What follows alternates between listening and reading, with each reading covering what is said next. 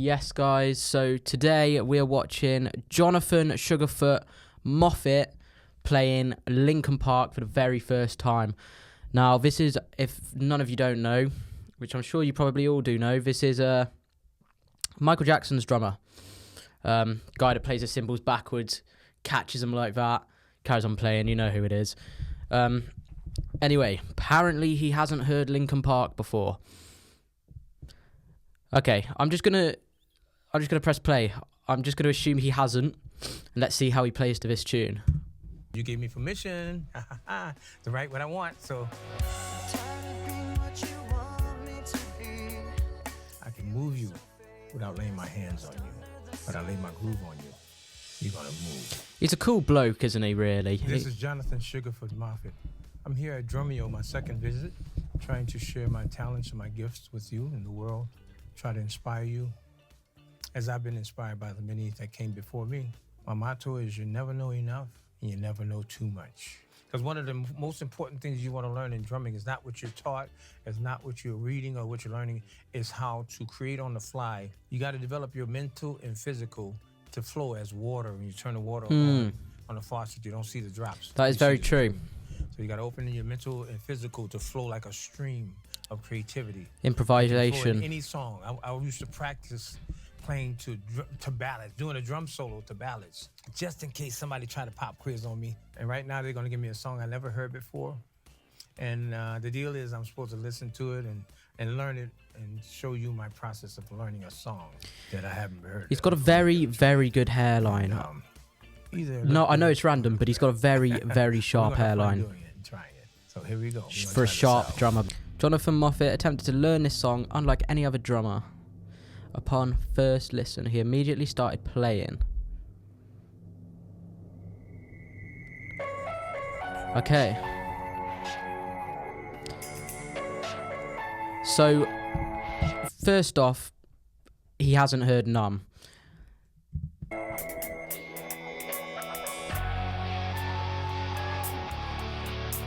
you know what? He might not have heard Numb. He might not have heard it.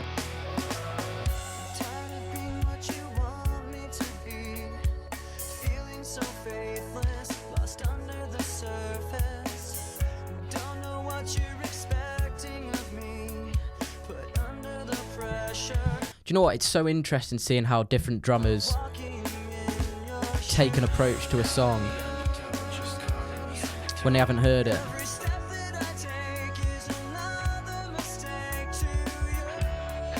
Ooh, those kicks were nice, then.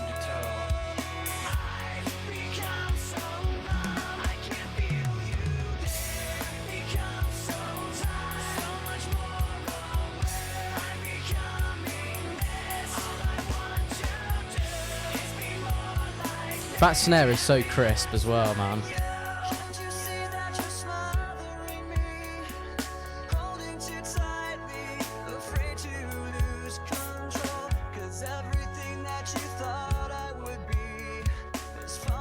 Do you know what it is?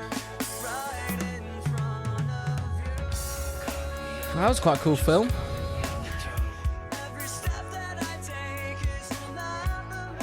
It's more of a laid back, isn't it? More pop rock sort of approach.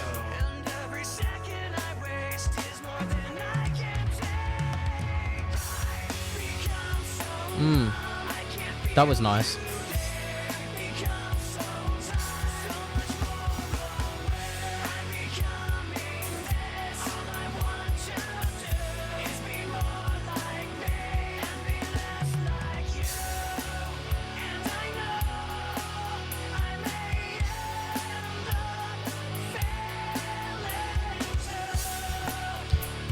And there it was.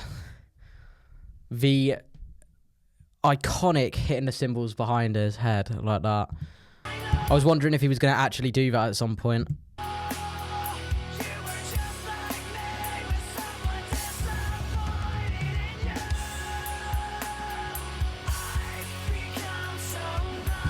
Am I just tripping out there, or did it sound like he was playing the ride whilst it looked like he was playing the hi-hat? I might be tripping there, but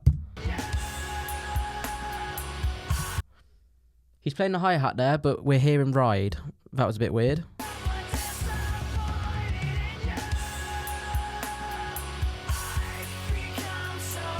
Must just be the footage lining up.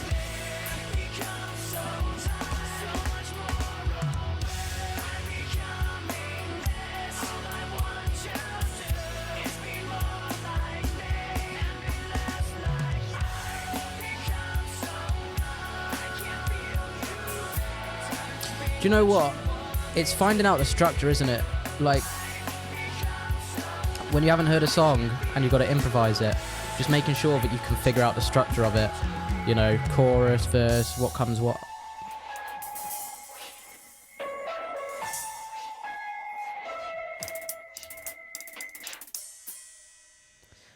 Nice doubles, man. Nice doubles. Nice work, man. Do you know the song? No, not at all. Never heard it in my life. Okay, so the song is called Numb, and the band is Linkin Park. I've heard Linkin Park, but I don't know all these songs. So What are your thoughts on the song? Like, what are you hearing with the... I just can't believe he doesn't know the song, but he's playing it like he doesn't know it. So I'm just gonna, take his word for it. It's quite a different approach, to be fair. It's quite cool. the different parts, and how are you approaching that on the drums? In a musical sense, I hear the song, and since there was no drums there, I had to improvise. So I had to become a writer in the song, so to speak. Mind you, not knowing the song, I was searching and probing my feelings, my senses, and how to equate. Once I got into the groove of the song, all the feels was just spontaneity. Everything is about open spirit. Because one of the most important things just you wanna learn in spontaneous. drumming is not what you're taught, it's not what you're reading or what Gonna you're learning. feel. It's how to create on the fly. Well, even if you go to the wrong beat or something like that, make it seem like it was meant to be. Pretend that it was meant to do that. I say, too late now, you're in it, so you got to make it into something. But I can never reproduce that. That was as it was at every single moment of the song. I was just flowing creatively, instantaneously. So I can never remember exactly. Overall, you got a song that's creative in a different way from the original. Well, we want to play you the original drum track. Oh, here we go so then. You can hear what's on the original. Yeah. So here it is with drums. Okay. If any of you want to learn this song yourself and play along with it, you can go over to Drumeo. Ah, look at that. It's a fun Plug. song to play. It's a hit. Gonna have to plug, man. 7-day And I love free playing trial, it. baby. It was a lot of fun. A great song. You know, I'll be listening to it from now on. I wonder what he listens to, like in his spare time. What type of music does he sit and listen to?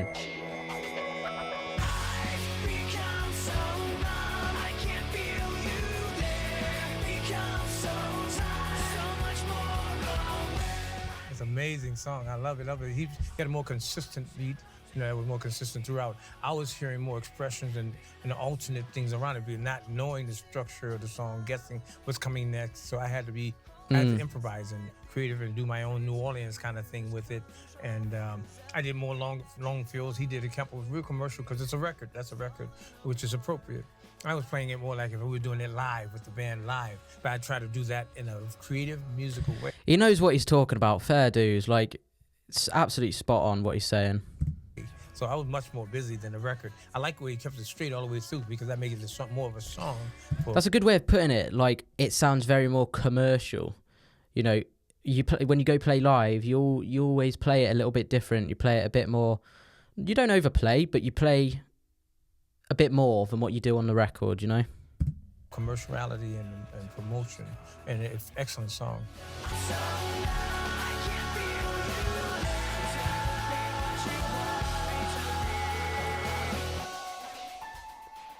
It was Brilliant. What a wonderful song. That's a great song. It was interesting to see his I love approach, it. to be fair. That's a hit. I'm sure it was. Yeah, it was.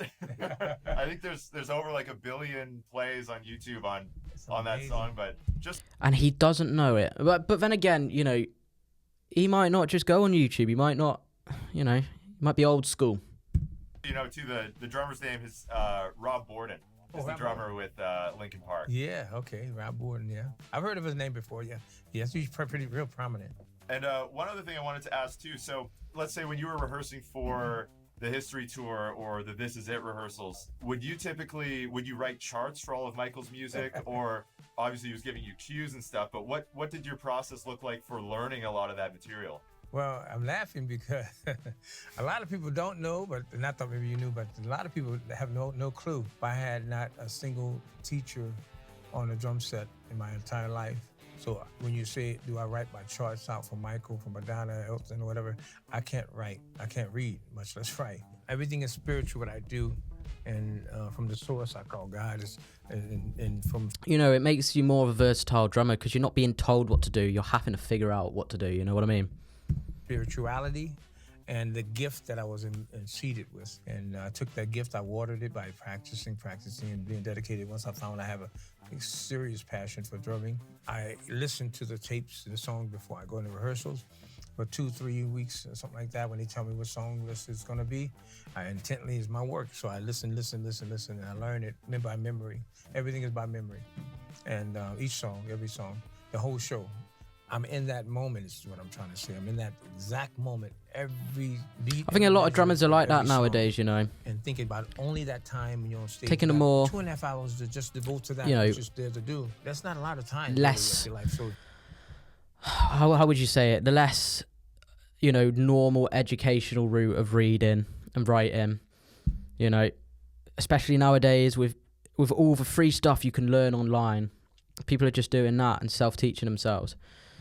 It's a different way, man. You think about all this stuff or what I'm doing at home or my girlfriend or what's going on, I wonder what you're doing. Then you're going to miss stuff on stage. You got to forget all of that, wipe it out, and learn how to... You only see what's... It says Moffet on his cymbals as well. Other stuff, distractions. Didn't even see that. You won't be as precision, as effective as you can be, and as... I think it says Moffet. So it's very important. What are those? That you give your best and your all. They're not... The drum kit is your... They're not soul tone or whatever those... Spirit, surely not. And you translate that to the audience. I thought they looked like... I thought they'd be like Zildjian or... Sabian or... You know what I mean? Touch somebody at the farthest reaches of the stadium and make them move their neck, their foot, and that's a power. That's like the power of God. I can move you without laying my hands on you, but I lay my groove on you. You're gonna move. I love drumming. What a smooth guy. Drummio, once again. I wouldn't want my missus near him. I'll tell you that for free. Thank you all for helping me have a great experience. Thank you all, the Drummio. Right, guys, that was, you know, that was actually pretty cool. Seeing how he's going to take that approach to the to that song. I am just beyond shocked he doesn't know the tune. You know, there's a bit of a running joke, isn't there, with Drummio, but everyone actually knows the tunes, and they just play it slightly different, and they have heard it before. But, you know, he might not have.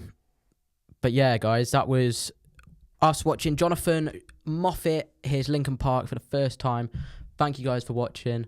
We're going to be getting some more Drummio content to react to soon. And if there's any other stuff you want me to react to or different content you want to see, put it down below because I'll just be straight on it. But yeah, see you lot in a bit.